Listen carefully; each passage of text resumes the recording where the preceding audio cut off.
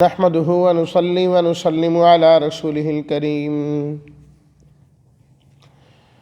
أما بعد فأعوذ بالله من الشيطان الرجيم بسم الله الرحمن الرحيم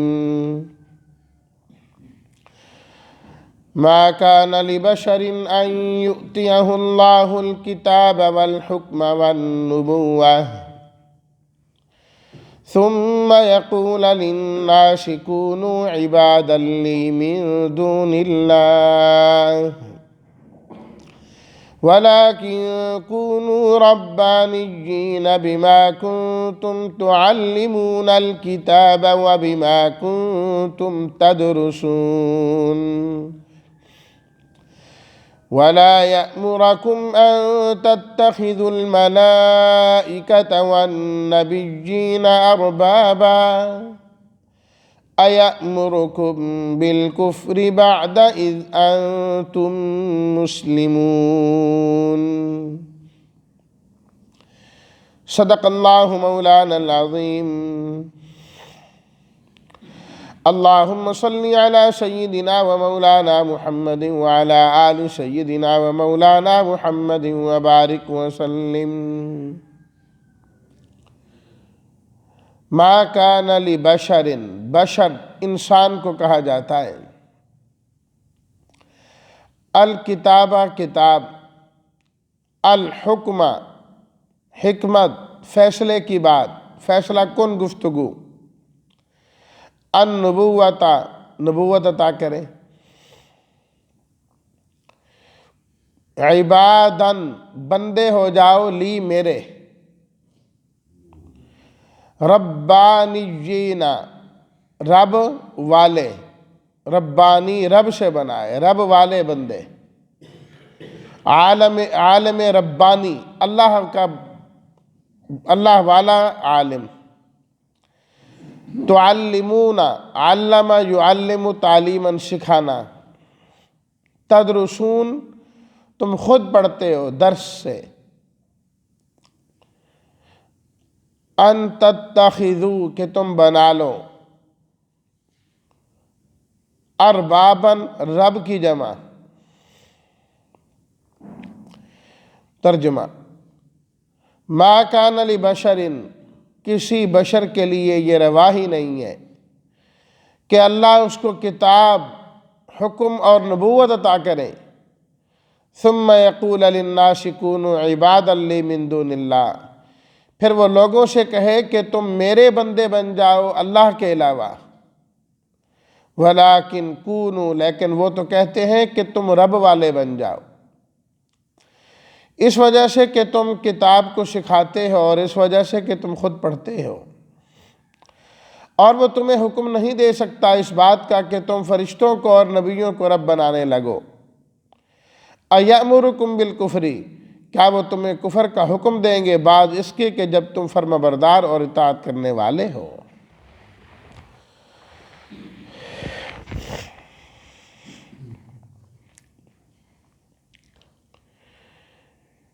پڑھی گئی ان دو آیات میں بھی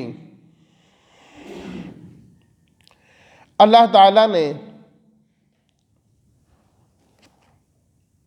وفد نجران کا جو وفد آیا تھا ان کی تردید بیان کی چونکہ مختلف مجالس ان کے ساتھ گفتگو کی قائم ہوئی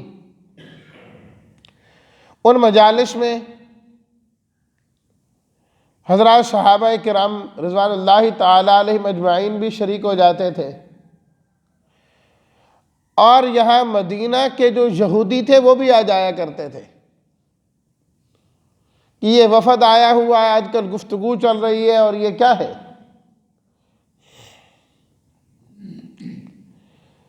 ایک مجلس کے اندر یہودیوں کا ایک بڑا عالم تھا جس کا نام تھا ابو رافع وہ بھی آیا بیٹھا تھا جب اس نے دیکھا کہ نبی کریم صلی اللہ علیہ وسلم ہر بات میں ان کو لاجواب کر رہے ہیں جو وہ حضرت عیسیٰ علیہ الصلوۃ والتسلیمات کے الہ ہونے کی بات کرتے ہیں اس پر دلیل دیتے ہیں، آپ علیہ الصلاۃ والتسلیمات اس کی تردید فرما دیتے ہیں اور دلائل کے ساتھ۔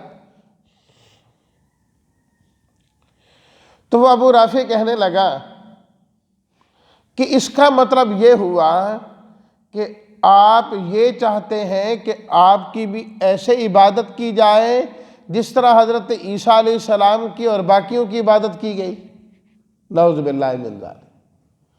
کیا آپ جو کسی کو نہیں مانتے، عیسیٰ علیہ السلام کی الوہیت کا انکار کر رہے ہیں، اوروں کو الہ نہیں مانتے، خدا نہیں مانتے، اس کا مطلب یہ ہے کہ آپ خود چاہتے ہیں کہ آپ کی عبادت کی جائے باقیوں کو چھوڑ کر؟ اور انہی مجالس کے دوران ایک مرتبہ نجران کے اس وفد نے جو عیسائیوں کا تھا، یہ بات بھی انہوں نے کہی کہ ہم اس لیے عیسائیت کو چھوڑ کر نہیں آ سکتے اور عیسیٰ علیہ الصلاۃ والتسلیمات کو نہیں چھوڑ سکتے، ان کی عبادت کو نہیں چھوڑ سکتے، کیونکہ عیسیٰ علیہ الصلاۃ والتسلیمات نے ہمیں خود کہا ہے کہ میری عبادت کرنا۔ تو اب کیسے ہم کسی نبی کی بات کو ٹالیں؟ یہ کیسے ممکن ہے؟ اس لیے ہم نہیں چھوڑیں گے۔ تو اللہ تعالیٰ نے ان دونوں کی تردید میں یہ مذکورہ دو آیات نازل فرمایا ما کان لبشر ان یؤتیہ اللہ الکتاب والحکم والنبوہ، کسی بشر کے لیے یہ ہو ہی نہیں سکتا، کسی انسان کے لیے، وہ انسان جسے اللہ تعالیٰ کتاب، حکم اور نبوت عطا کرے اور پھر وہ لوگوں سے یہ کہے کہ تم میری عبادت کرنے والے بن جاؤ، یہ کبھی نہیں ہو سکتا، یہ ہو ہی نہیں سکتا۔ انبیاء کرام علیہم الصلاۃ والتسلیمات تو آتے ہی اسی لیے ہیں کہ وہ بندوں کو بندوں کی عبادت سے نکال کر اللہ کی بندگی کی طرف لاتے ہیں، کہ بندہ بندے کی عبادت نہیں کرے گا، بندہ رب العالمین کی عبادت کرے گا، رب العالمین کے سامنے سجدہ ریز ہوگا۔ ان کا تو مقصد یہی ہوتا ہے۔ قرآن مجید کا مطالعہ یہ بات بتلاتا ہے کہ جتنے بھی انبیاء کرام علیہم الصلاۃ والتسلیمات تشریف لائے، انہوں نے ہمیشہ یہی کہا، یا قوم اعبدوا اللہ، اے میری قوم اللہ کی عبادت کرو، اللہ کی عبادت کرو۔ اللہ کی عبادت کا ہمیشہ ہر نبی نے حکم دیا ہے۔ ہاں، فاتقون، اور میری اتباع بھی کرو، فاتبعونی، میری اتباع کرو۔ اللہ کی عبادت کرنی ہے اور اللہ کے پیغمبروں کی اتباع کرنی ہے۔ ما کان لبشر، بشر انسان کو کہتے ہیں۔ حضرت آدم علیہ الصلاۃ والتسلیمات پہلے پیغمبر بھی ہیں اور ابو البشر بھی ہیں، ابو البشر بھی ہیں، تمام انسانوں کے باپ ہیں۔ اور پھر آپ کی ساری اولاد بھی بشر، جتنے انبیاء کرام علیہم الصلاۃ والتسلیمات تشریف لائے، ذات کے اعتبار سے تمام کے تمام بشر تھے، تمام کے تمام بشر تھے۔ اللہ اکبر۔ ما کان لبشر، حضرت عائشہ صدیقہ رضی اللہ تعالی عنہا سے جب نبی کریم صلی اللہ علیہ وسلم کے اخلاق کے متعلق پوچھا گیا کہ آپ کا اخلاق کیا تھا، تو حضرت عائشہ صدیقہ رضی اللہ تعالی عنہا نے جواب دیا، کان رسول اللہ صلی اللہ علیہ وسلم بشرا من البشر، فرمایا کہ آپ علیہ الصلاۃ والتسلیمات ایک انسان تھے اور آپ کا جو اخلاق ہے وہ قرآن تھا۔ قرآن آپ کا اخلاق تھا۔ اور ایک دوسری روایت میں ہے کہ نبی کریم صلی اللہ علیہ وسلم نے فرمایا کہ جب میرے پاس کوئی مقدمہ لایا جاتا ہے کسی چیز میں فیصلہ کرانے کے لیے، تو فرمایا سن لو انما انا بشر، میں بشر ہوں۔ بس اوقات یہ ہوتا ہے کہ ایک آدمی گفتگو میں بہت چالاک اور تیز ہوتا ہے، وہ اپنی گفتگو سے یہ ظاہر کرتا ہے کہ میں اس کی گفتگو سن کر متاثر ہو کر اس کے لیے فیصلہ کر دیتا ہوں، حقیقت میں وہ چیز اس کی نہیں ہوتی۔ فرمایا وہ اس کے لیے کبھی حلال نہیں ہوتی، وہ جہنم کا ٹکڑا ہے اس کے لیے۔ انما انا بشر، لیکن صرف بشریت نہیں ہے، اللہ نے بشر ہونے کے ساتھ آپ کو رسول بھی بنایا ہے۔ هل كنت الا بشرا رسولا، نہیں ہوں میں مگر بشر ذات کے اعتبار سے، رسولاً صفات اور مقام کے اعتبار سے، کہ اللہ نے رسالت کا جو مقام عطا فرمایا ہے سارے بشر مل کر نبی کریم صلی اللہ علیہ وسلم کی شان کو نہیں پہنچ سکتے، سارے مل کر نہیں پہنچ سکتے۔ ایک ایک تو دور کی بات ہے، وہ تو گزارا، سارے مل کر بھی آپ کی شان کو نہیں پہنچ سکتے جو اللہ نے شان عطا فرمائی۔ تو دونوں چیزیں لازم اور ملزوم ہیں، نہ صرف بشریت کو دیکھا جائے اور نہ صرف رسالت کو دیکھا جائے، بشریت اور رسالت دونوں کے مجموعے کو دیکھا جائے تو پھر بات بنتی ہے۔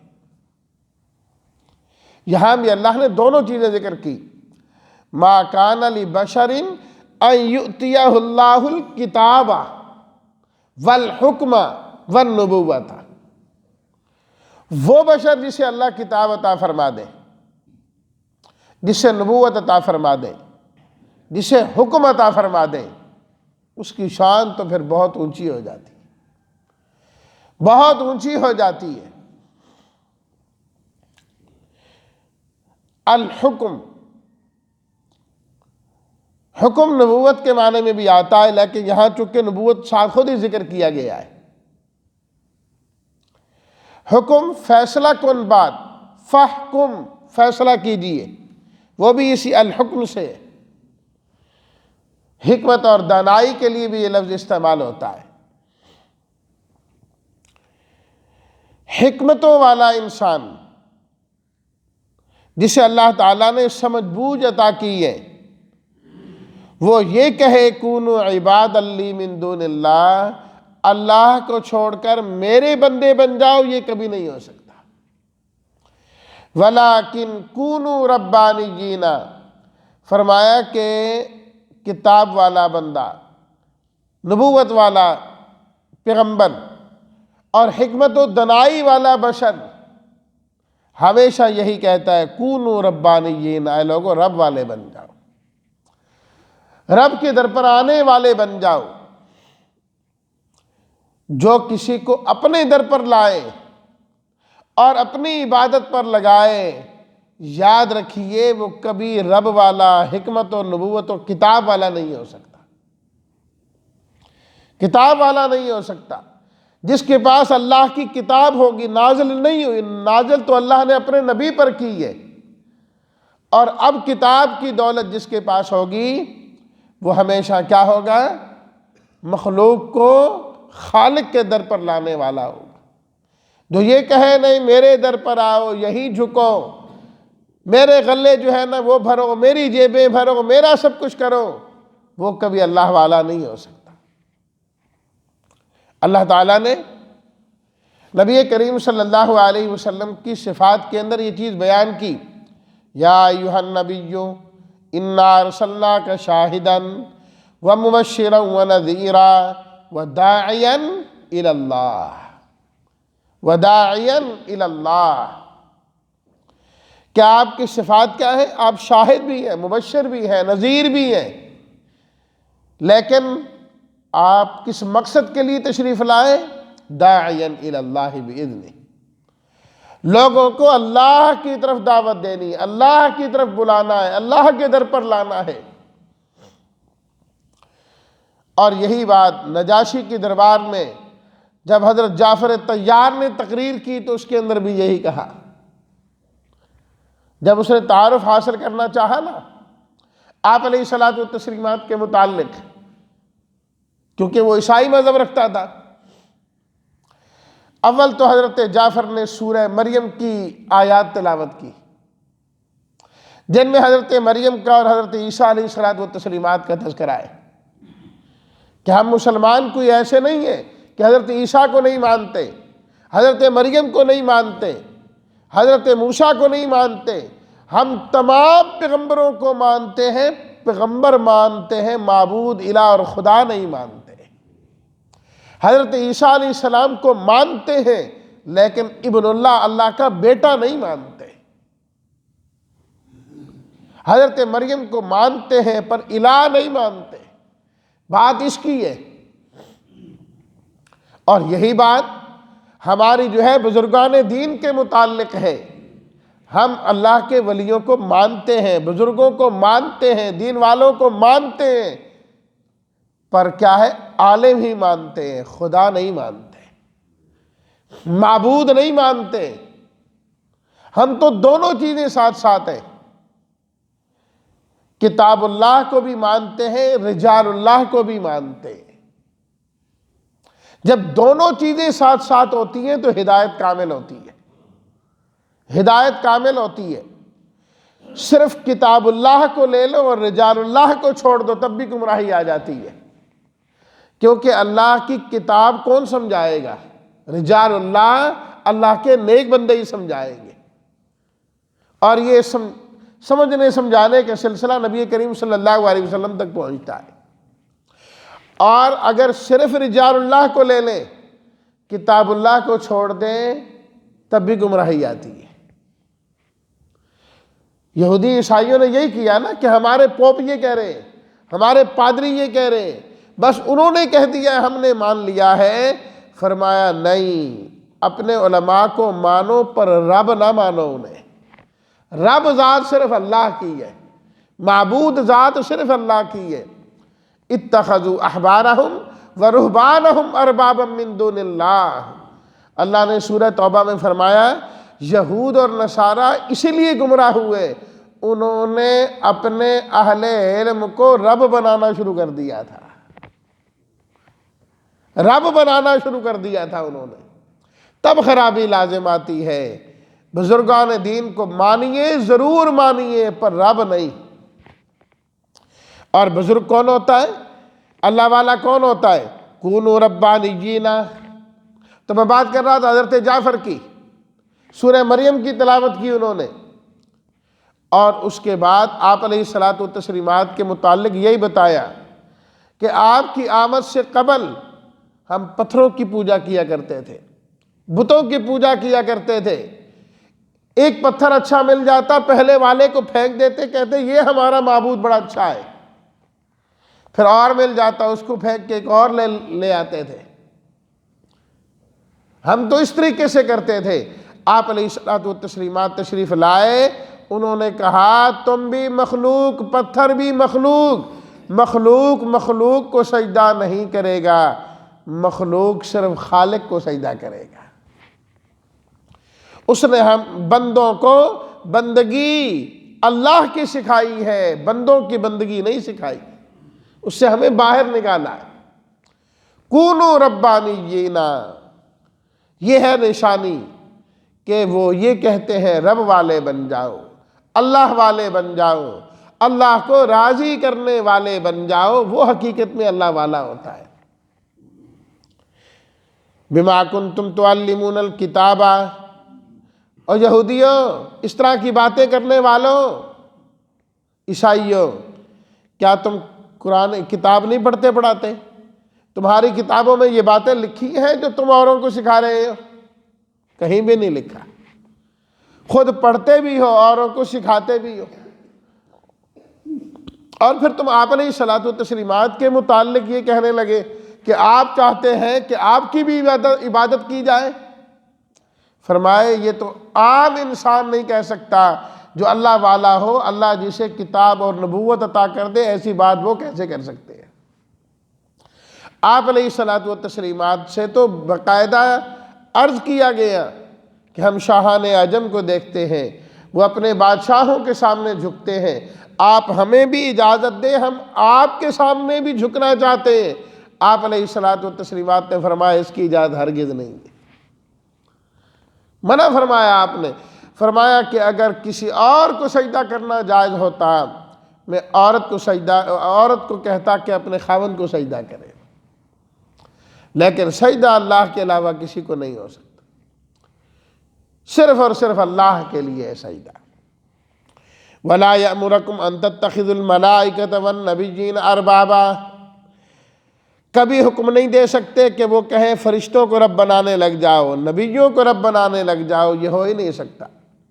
أَيَأْمُرُكُمْ بِالْكُفْرِ بَعْدَ إِذْ أَنْتُمْ مُسْلِمُونَ، کیا تم فرما برداری اللہ کی کرنا چاہو اور ہمارا پیغمبر تمہیں یہ کہے کہ نہیں فلانے کے فرما بردار بن جاؤ، یہ کبھی بھی نہیں ہو سکتا۔ تو اللہ تعالیٰ نے ان آیات کے ذریعے اصول بیان کر دیا کہ اللہ والا وہی ہوگا جو خود بھی اللہ کے در پر آئے گا اور غیر کو بھی اللہ کے در پر ہی لائے گا، دوسرے کو بھی۔